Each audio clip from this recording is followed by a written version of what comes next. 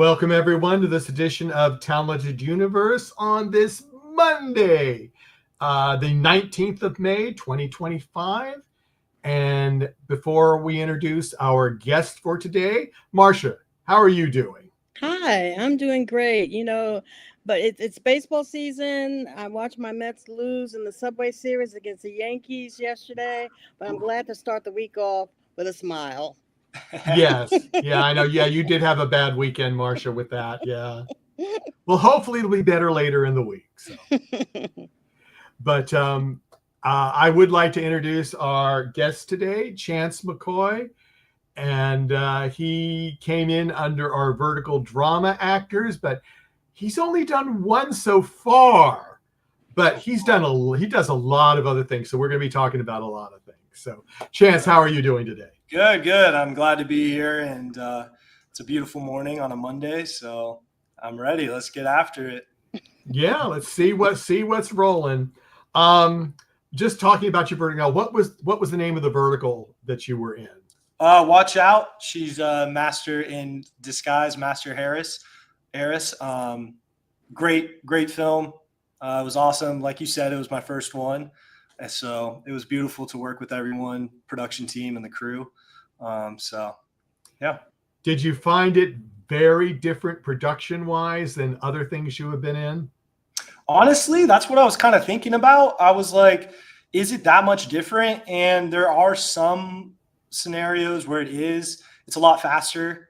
But the crew itself, everyone that's a part of it, everything that's going on, it's very similar to TV and film that I've been working on the last 7 years. So the transition into the vertical space, I didn't see it as much different other than the speed.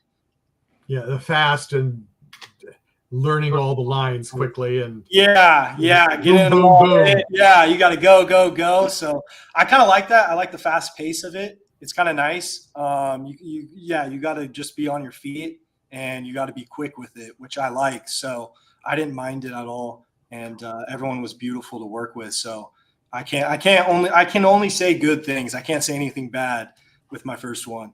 Yeah, well, since that was your first one, I am sure you have had to explain what you're doing to your friends.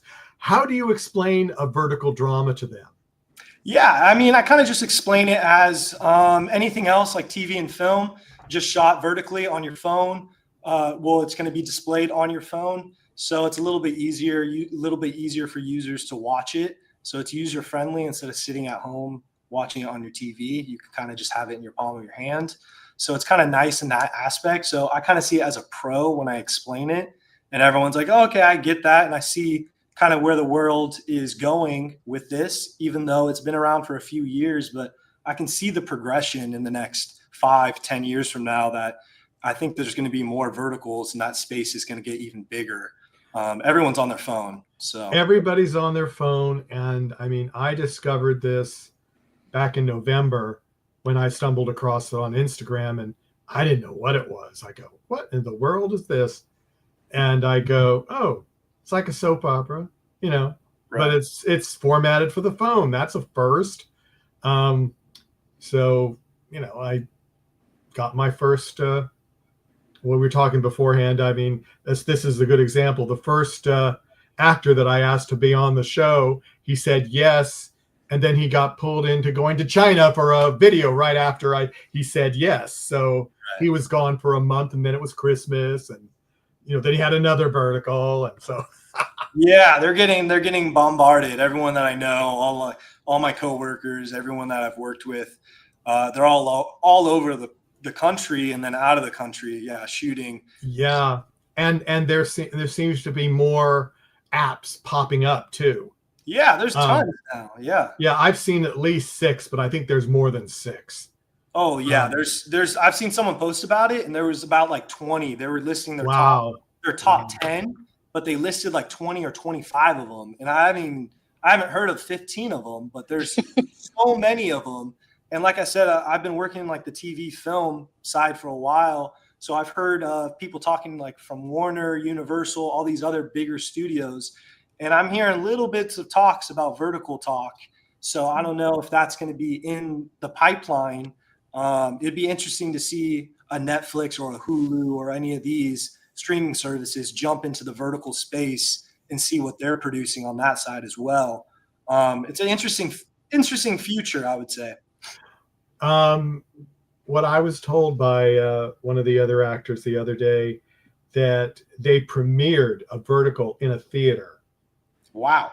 Can you see them maybe at some point, if Maine Hollywood done some verticals, can you see them renovating some movie theaters to be vertical? Do you think that would happen, or do you think that's too radical? I feel like anything is possible. I can see it happening. I think the whole point of the vertical space is to obviously have it on your phone and to have it easily streamed. So it kind of defeats the whole purpose putting it into the theater. Mm-hmm. Yeah. But I think if it's big enough and there's a big enough audience and it's great content, I wouldn't see it not being a problem throwing it into a theater and having all those people watch it as opposed to seeing it on their phone. Mm-hmm. Kind of has that. You can have that shared experience with everyone in the theater as opposed to that solo experience having it in your hand. Mm-hmm. So I can see the possibility. I can see it happening. Yeah, you never know. Marsha, I'm going to let you go ahead. I'm stealing all the time. Well, Chance, talking about Watch Out, she's a Mastermind Heiress, which I have watched a good bit of, where you play Oliver, right? Oliver Bates, and Izzy is your co-star, kind of. And one of the early scenes where you tangle with her, literally, she ends up giving you a nice little bite on the on the shoulder. How much fun are scenes like that to shoot? It's fun. It's great. It's a great environment. Everyone. It's awesome to read that in the script and kind of play a character that does that or gets that done to them. I think it's fun all around, and it kind of progresses the story of what's really taking place and their dynamic.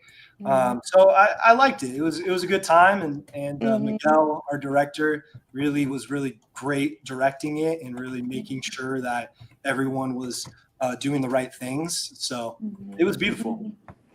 And I like to read. One of the first places people go to now when they see an actor is IMDb, of course. And I looked at the page, and I looked at the cast of your vertical, and I noticed the grandmother is played by Bunny Klein Gibson, and she was one of Dick Clark's first dancers in American Bandstand. I read.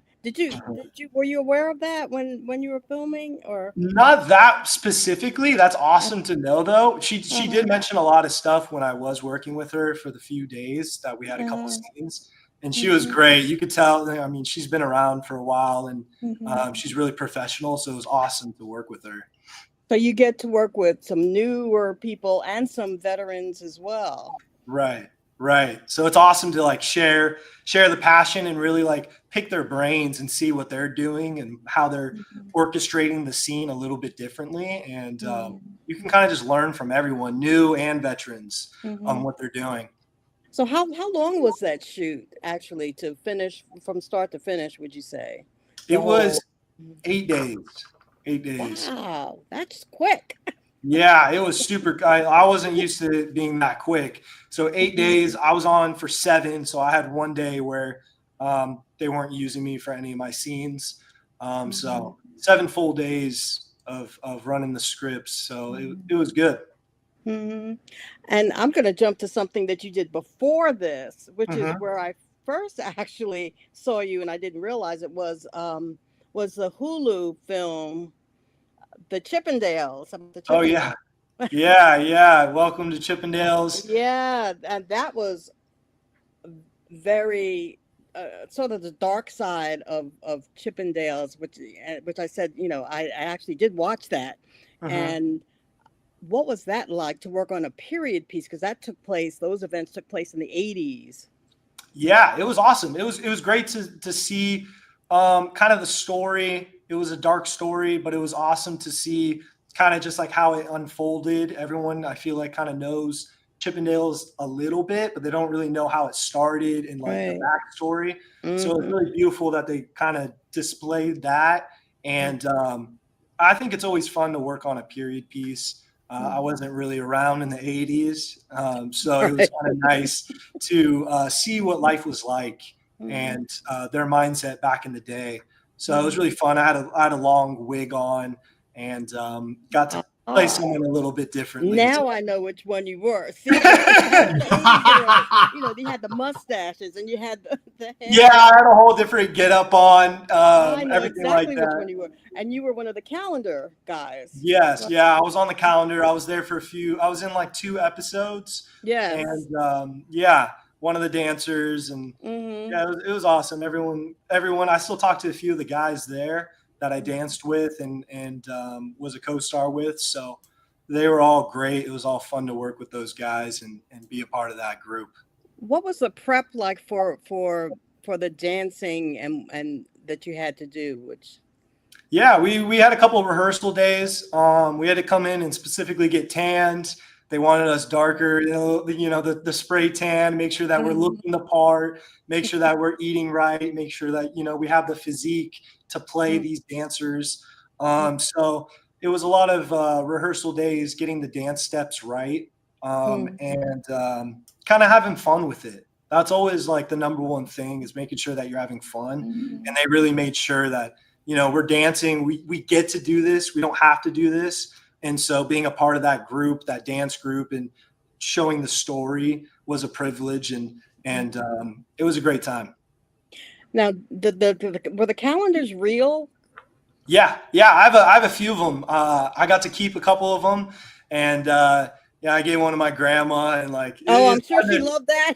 It's fun to like look back on, and maybe in a couple decades from now, it'll be fun to look back on and be like, I was a part of that, and have a little calendar with my name on it. So it was a real complete annual calendar that you could hang up on your wall. And yeah, real calendar. We had the shoot. They took all the photos. They designed everything. Everything was designed. It was beautiful that they took all those little details and threw them into the show. So I was grateful that I was allowed to get one of those and keep it forever. Excellent. So when you go on convention tours, you're going to have to pull out the calendar, at least have it in the back. So, yeah, that would be funny. Yeah, it's right here. Look at, yeah. Okay, I've got more, but Michael? Yeah, going to some of your other TV, you have done, I'm just checking, I don't know how accurate this is. You just did first season of NCIS Origins. Yes. You did one episode. What was your role in that? I played a Marine who shot himself, and so I was a Marine in that episode. It was a short little clip, but it was great to be a part of such a long history franchise show and to see how they work and everything like that. It was great to be a part of that and be on set. So, and I've seen All American. You were in that, and 911. Yeah, bartender in that, in 911, and then I've done a lot of stuff for All American, playing a lot of different sports. I came from playing college basketball, so I transitioned into like the sport world out here in TV and film. So I've done a lot of like football stunts, basketball, driving. So I've done a bunch of those little stunts. So a lot of things in the background that you don't get necessarily credit for. Yeah, some of them you don't, some of them you do. A lot of the commercials that I do, they're not going to be on IMDb. Right. So all the driving stunts for commercials. And I just did a commercial for Gatorade, which is airing right now. So I was a football player for that. So that's broadcast nationally right now. I think did you have that on your TikTok? Yeah, I threw it on my TikTok for a second. Yeah. And then it's on my Instagram as well, the insert of it. Yeah, I saw that and I said, I wonder how recent this was. I'm glad you told me. Yeah, it's been playing all playoffs. My buddies in all different states are like texting me, hey, we're at a bar and we see you playing football on this commercial. I was like, yeah. Like, see, I'm on the team now. Didn't you know that? Yeah, I was like, yeah. I was like, Gatorade needs to send some drinks or something over here. What's going on? Well, I'm surprised they haven't. So there you go. I know. Yeah. But is there anything that you would like to do, actor or actresses to work with that you haven't yet, or are you just open for anything right now? Just to I'm kind of open for everything. I started acting specifically to do romantic comedies. I have 2 older sisters. I have 2 brothers. But I remember growing up watching all the romantic comedies with my sisters and my mom, all of like the cheesy ones from the 2000s, 90s. you couldn't get away, huh? Yeah, I was like, Yeah. like I want to be the romantic guy, like in my personal life. Like I remember as a kid being like, I want to be that romantic guy one day. Like it'd be awesome. And then I got older and I was like, I kind of want to do this acting thing, and like why not act like that guy? If I can't be him personally, let's see if I can act him and then eventually be him personally. So I kind of jumped into that. So I think the basis of it is the romantic comedies, is being that guy. I think it would be fun to play, and it would be a privilege to have the opportunity to. So in that realm, I would say continuing doing that. Well, chances are if you do more verticals that you're going to get, because I have noticed some of them have, they were basically all dramas, but now there's comedies coming out. Yeah. Or at least a mix. So right. I think you have a good chance. You put some comedy into your role in the Watch Out, She's a Millionaire, Mastermind Heiress. There's comedy in there. Yeah. I feel like with each character I play, there's going to be a little bit of comedy, a little bit of chops, just from my personality. Just I feel like life's too short, so I'm always kind of joking around. So I kind of take the lines as sometimes as a joke and this and that. So I kind of play with it a little bit, and that's kind of the roles that I like anyway. And so I kind of ooze that out sometimes. Even though it might not, it might not call for it so much, and I get that, but I enjoy it. So, Yeah, I'm going to do a shout out to Roger Noriega and Brody Smith for the likes on Facebook. We appreciate it.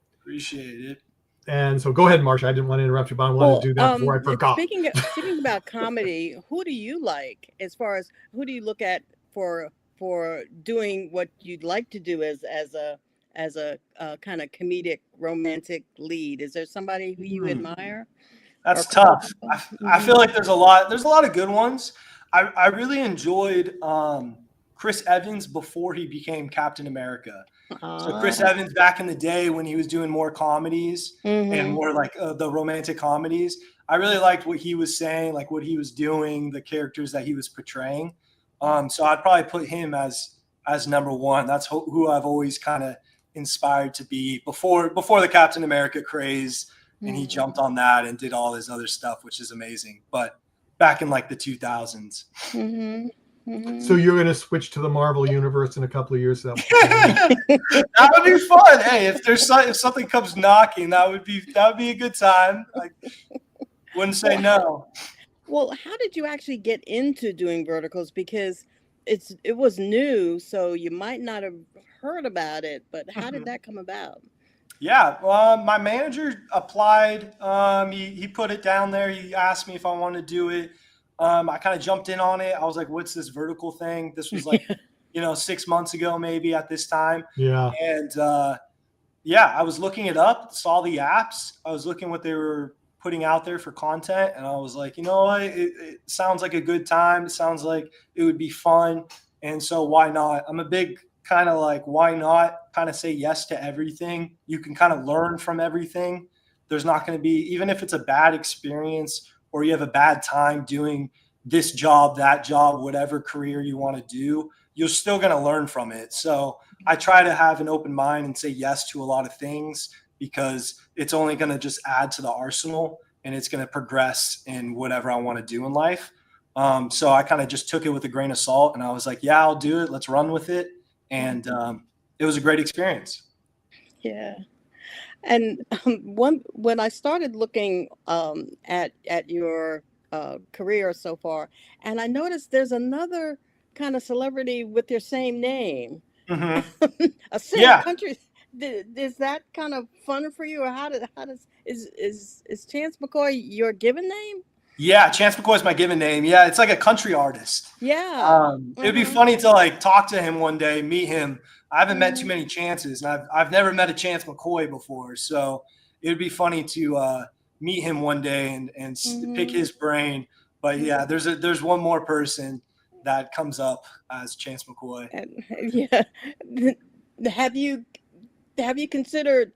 Well, I guess you wouldn't change your name since that's your name. You're gonna have a fight over that, you know. Yeah. Eventually, maybe something will happen where my name will show up more than his, or something vice versa. It's all good. But yeah, I feel like I should just run with my name because it's my name. Okay. So I don't have to do a stage name or anything like that. Right. Do you sing? No. I mean, I could try. I could try. It's not going to sound great, but I'll try. You said you say yes to anything, right? I know. That's the one thing where I'm like, singing. I feel like it's tough. It's tough. My chops aren't there yet. I did singing like growing up, like in multiple classes, like and stuff like that, and I was never very good. But maybe that's just my critique of myself with anything. I feel like I'm never that good at anything. So it kind of helps me progress because I feel like I can always kind of get better. So maybe down the line, there'll be some sort of singing role I can jump into. So choosing roles, you know, you're kind of at a point where I know verticals are giving so much work to a lot of people. Yeah. So are you looking at maybe being more choosy in your roles that you want to take, or? Yeah, like as of right now, yeah, because I have like 4 offers that are thrown to me right now. So I'm kind of reading the script, seeing what I want to play. I would like to do as many as I can. Like I said, it's just saying yes to everything other than like singing, but I'll dance, I'll do whatever else. But it's slowly progressing into the fact that I should be more selective because there's going to be a schedule conflict, especially if I'm going to go to China or if I'm going to go. I have a job offering in New York in a couple weeks. So I'll see what overlaps and what doesn't. But when it comes to the scripts, if something really points out to me that I really like, and it's a character that I can portray and really bring to life that I enjoy, I'm going to jump on that regardless of where it's at, or scheduling conflicts. I'll take priority on that. But it right now, I'm kind of open to everything as long as it fits the schedule. I can kind of play whatever characters and do a wide range of things. I was going to ask, did you have any training in dance when you were younger, or did you just, when you were doing Chippendales, did you just learn how to do it and you just did it? Yeah, I kind of just learned how to do it and did it. I did a lot of stuff as a kid. I had a grandma that owned a dance studio. So you did have a little bit. Okay. Yeah, like a little bit, but that was ballet. So I was like forced to take a couple ballet classes as a kid. And I remember just being like, I want to play sports. Like I just want to play basketball, football, like any sport. I didn't want to do ballet, but I was forced to do a little bit of that. And my sisters, I have 2 older sisters, so they were dancing, singing, doing other stuff. So I kind of heard what they were doing and kind of jumped in when I could. But I was not trained as much as other people, so I kind of had to learn. But the same thing with any sport, you kind of just pick it up and you learn as you go. You get the right coaches, and it's all about just kind of like work ethic. So when I was there, I was trying to work harder. And when I was at home, I tried to just remember everything and really just practice. That's what it comes down to. So, Well, we do have a question from ZR2 Pilot. What would you be doing today if not acting? Now you can go into your other things you do. Okay. Yeah. So I guess if I wasn't acting like for a job per se, I would be fighting fires. I was supposed to be doing that today. But I'm progressing so much in this acting and doing all this other things, and my schedule's so booked up that I'm going to be doing other stuff. So I would be probably, technically, if I wasn't acting right this second, I would probably be on an ambulance in Los Angeles working as an EMT because I'm certified. So that would be the other thing. What is it about firefighting that captured your heart? I think because it's so different and you're really helping people. I think it's awesome to be able to give back, help other people. I have 2 arms and 2 legs that work, and I love working out, running around, jumping around. So I feel like it's just kind of disrespectful to not put it to use and really actually help and try to help as much as I can. So I feel like it's one of those things I'm going to do forever is either firefighting or EMT, even if I get picked up on this next show or this role or this, whatever it is, I still want to have my foot in that door and at least be helping, even if it's once a week for the rest of my life, just like work on an ambulance, give back, run around, help people that need help, just because I feel like I have the opportunity to do it. Like, I don't want to waste it. That's amazing. So you have a physical regimen that you keep up to, when you get busy, when people get busy, sometimes that kind of goes by the wayside. But yeah, I try to move my body every day, like without an excuse, even if it's a walk once in a while, like even that morning walk, stretch. Usually I'm in the gym every day at around 5:30, 6 a.m. Doing a quick workout, 30, 45-minute workout. And I try to just do that every single day, even when I'm on the road and I'm in a different state or out of the country. I find the closest gym. I make it like a priority. It doesn't matter if I'm on set for 16 hours, 14 hours. I still get that workout in. Even when I was firefighting and we would work 16-hour days, I would come back and jump on the treadmill, jump on the spin bike, do something. So then your body's moving. So you have that habit forever. So it's like brushing your teeth. You're always doing something. It's just second nature at that point. So I keep that regimen of just doing something every single day. Cool. Yeah. And then ZR2 Pilot has another question. Was getting your EMT hard? Yeah. It definitely was one of the most challenging things I've done. It was, I did a class that was advanced. I think it was 8 weeks long. It was a very advanced class. You had to maintain 80% in the class or else they drop you and you get fund. So guys were dropping like flies. I remember people sitting next to me 1 week, next week is class, they're gone. We started with 50 people, 20 people passed just the class. And then you got to take the national exam. And the national exam was very, very challenging. You got to know the whole body, everything going around. So it was very difficult, but I'm very happy that I got through it and I passed, got the certification. So I'm stoked about it, but it's still one of those things that's on my mind because if you forget certain terms or you forget what's going on, you're going to lose it really quick. So it's been like about, I would say 8 months since I've taken that test. So I still have flashcards that I try to go through at least once a week just to brush up on things because I'll lose it because it's been a long time. Is that something that you have to do every period, you have to renew periodically? Yeah. So you're supposed to, the certification I think lasts 3 years, I believe, 2-3 years. And you got to take certain classes to make sure that you're up to date. You still have that knowledge. Yeah. So and maybe I'm gonna take classes soon to do that. New techniques and things like that. Right. Yeah. Technology is always advancing. So they're always coming out with new ways, better strategies, better ways to make sure that people are getting the level of care that they need. So it's always progressing. So you kind of have to maintain everything and learn everything, which is great. There's a lot of certifications out there you kind of get and you kind of think you have it forever, but this one's not one of those. So you have to maintain it. So I kind of like it because it's something to learn all the time and making sure that your brain is functioning in that realm. I think, do you know ZR2 Pilot? No. You do or you don't? No, never. Because I mean, with this question, I go, oh, they know him. Was your firefighting crew a good group? Was your engine captain cool? That's what I wonder. this might be my captain then. I don't know. This might. I don't personally know. I've never heard that username, but firefighting crew, good group. They're a good group. They're a good group of guys. If this is my captain, he was cool.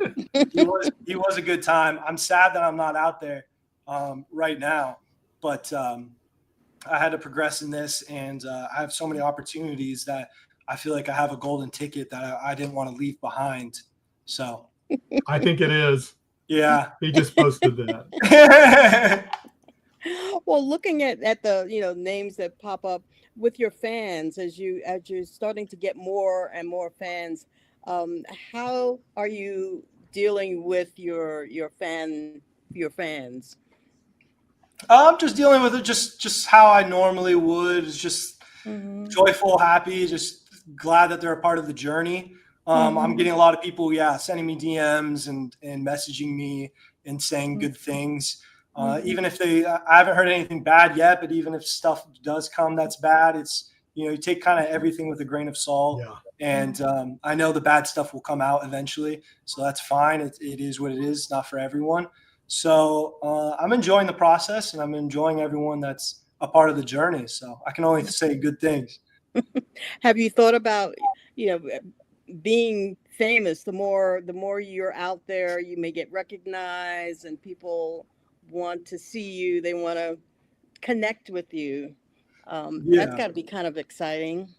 Yeah, it's kind of, I haven't thought too much about it. If it happens, great. If it doesn't, I'm even more stoked, because then I can be, I kind of be in the back. I kind of like being in the back, kind of being in the shadows. That's kind of what I learned with sports. It's kind of just all the work that you do that no one sees. So I don't mind either way. I think if someone does recognize me, or that process happens, then I think it's great that, they're a part of the journey, and that hopefully I can inspire them or motivate them to be better in life. So maybe, so you're not being chased in the grocery store right now. At least None of that's happening. No. Well, who knows? It might, but you just never know what's going on.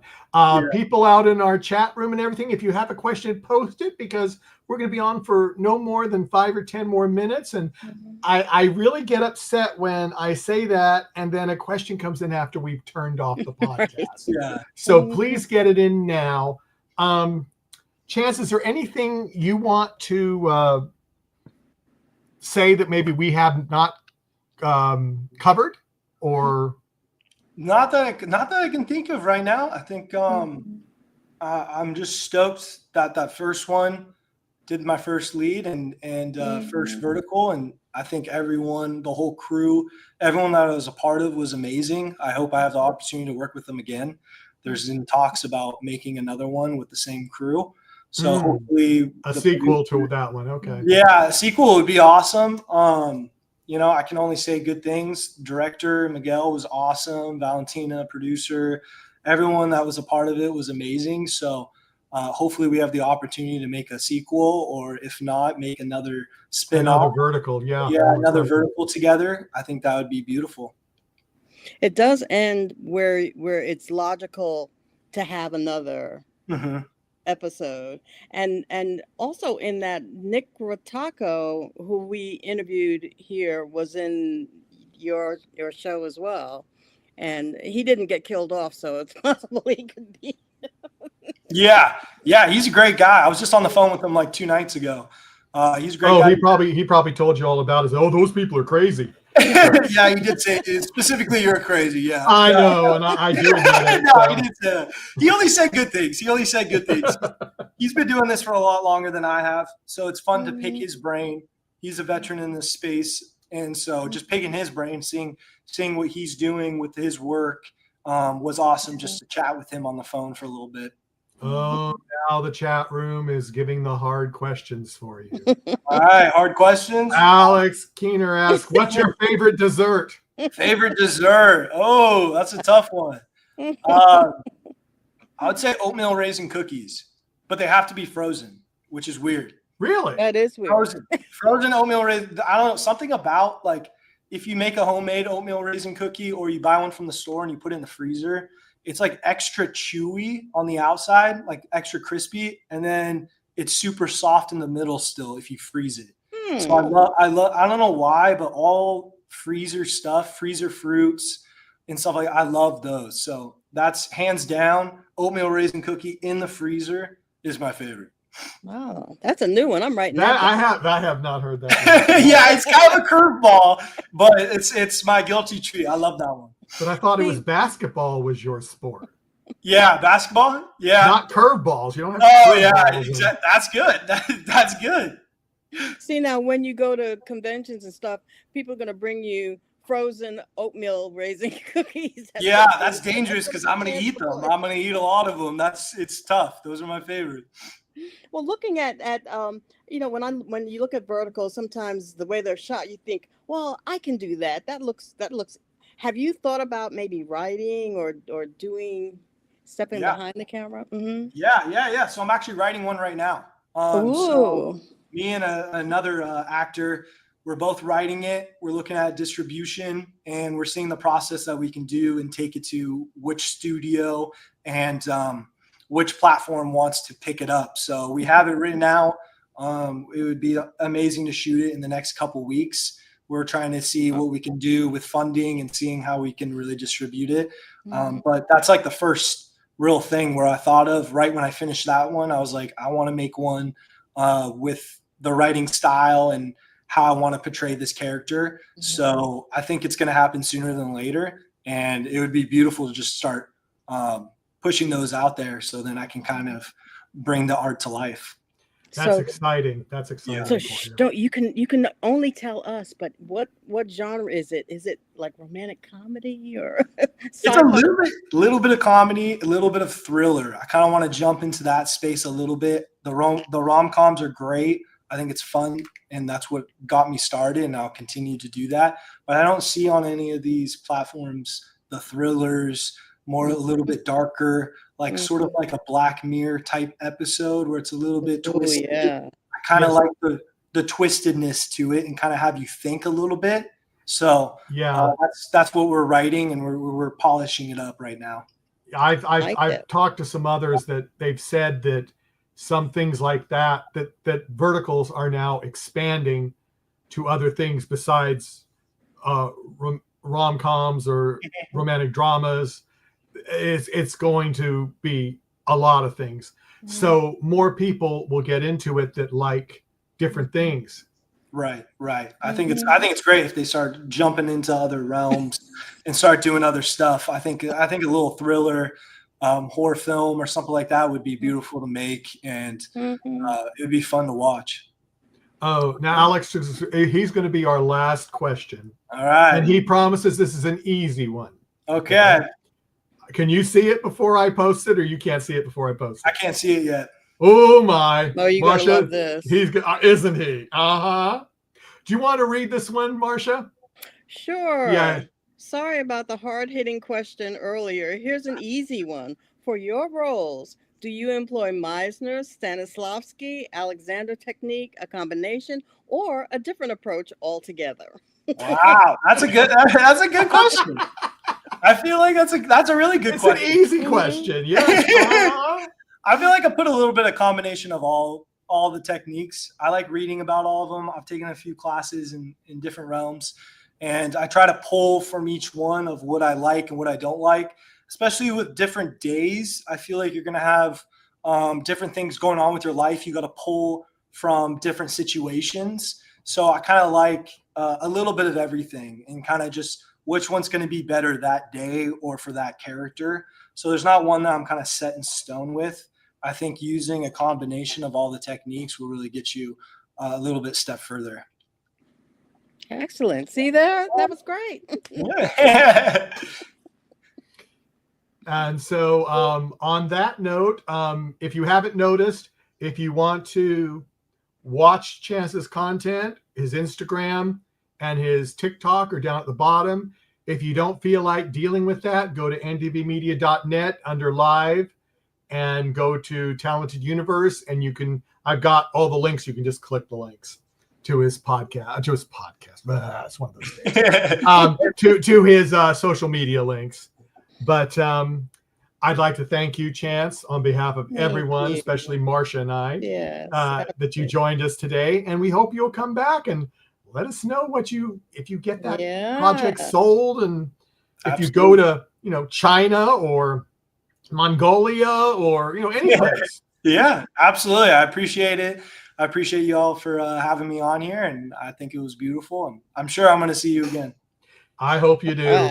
So everyone, take care, and we'll see you. We have another actor tonight on Monday Night in America, and Michael Pierce will be on tonight, 10 p.m. Eastern, 7 p.m. Pacific time. And on, let's see, it got changed. So let me double check to make sure I've got it right. Yes. Juliet Chevelle will be on Wednesday. Wednesday at 12 p.m. Eastern, 9 a.m. Pacific time. I've got to fix the main page, but I knew it had been changed. She had a prior commitment. I think it was a vertical started early. So it happens. It happens. It happens. They jump on them quick. Yeah, they do. They do. So everyone, take care, and we'll hopefully see you at one of our other podcasts. Take care. Bye-bye, everyone. Take care. Have a good one. Bye.